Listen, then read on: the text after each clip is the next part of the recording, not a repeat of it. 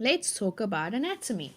This refers to the human body, its organs, and everything that surrounds it. The eye. If you look at the diagram in front of you, the eye, you can see there are different parts. In yellow, starting from the left, is your iris.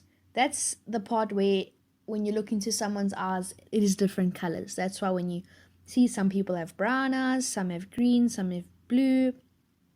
Then we get an eyelid. That's what, when we blink, comes down and up. We get eyelashes. Those are little hairs on top of your eyelid.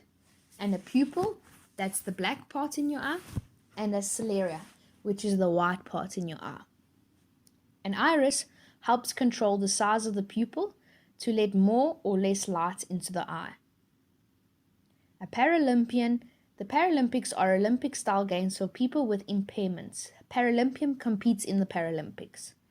So a Paralympian is someone who has a disability and they compete in the Olympics. Atoms. Atoms are the smallest particles of chemical elements that can ever exist. And a molecule is a group of atoms bonded together. So an atom is the smallest particle of a chemical element, and a molecule is a lot of atoms grouped together.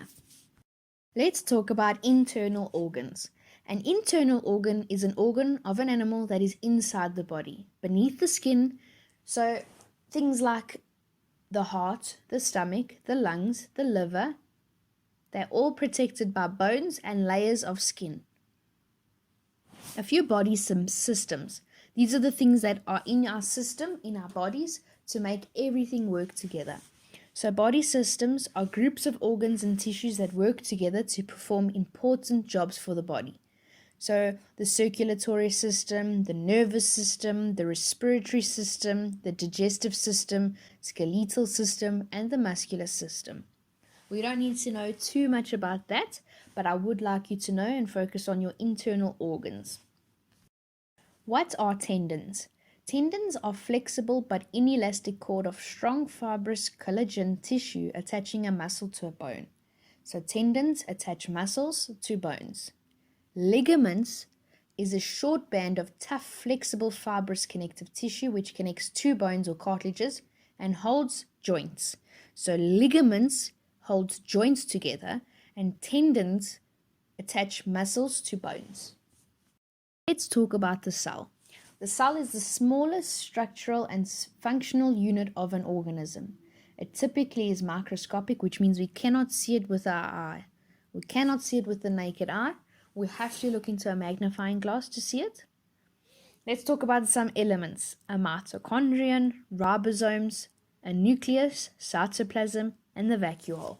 These are just some, there are quite a lot others, but just to touch base, the mitochondrion produces energy.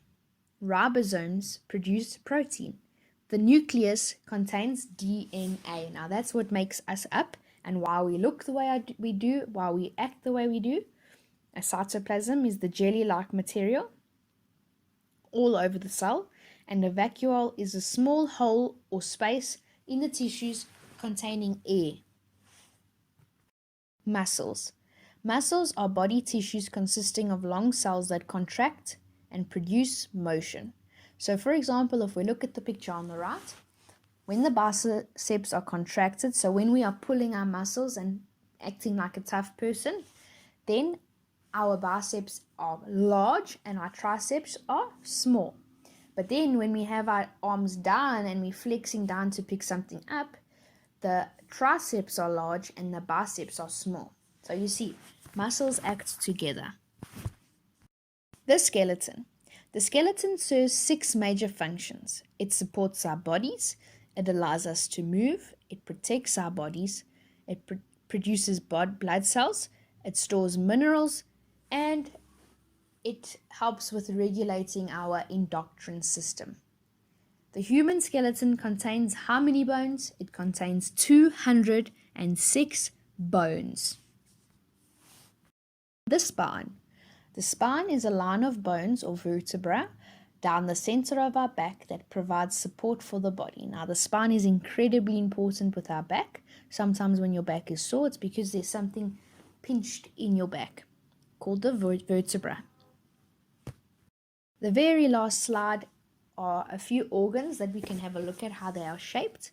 The brain, the kidney, the stomach, the lungs, the heart, and the liver. Please have a look and see how they are all differently shaped, because this is how you would analyze and see them in a human body. This is pretty accurate, and it tells you and shows you exactly what they would look like.